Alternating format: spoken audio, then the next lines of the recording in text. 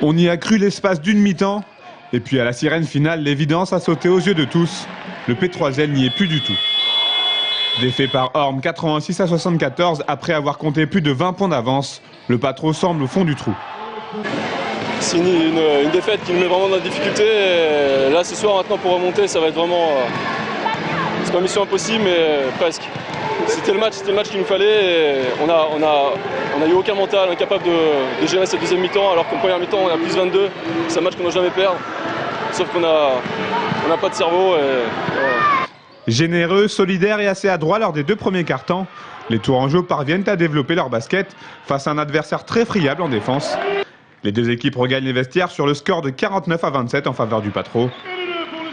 Mais le P3L n'est pas relégable par hasard. Sa seconde période va montrer toute l'étendue des dégâts. Plus rien ne fonctionne. Largesse défensive, maladresse et même malchance. Les Tourangeaux vivent un véritable cauchemar en encaissant la bagatelle de 59 points. L'électrochoc voulu par le comité directeur n'a pas eu lieu.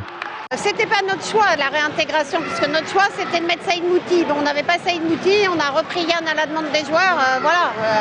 Après, vous dire que c'est un regret, on tirera les conclusions à la fin de la saison.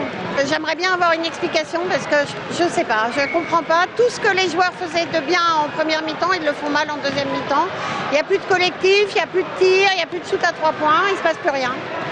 Avec cette 8e défaite de rang, le P3L se complique encore un peu plus la vie.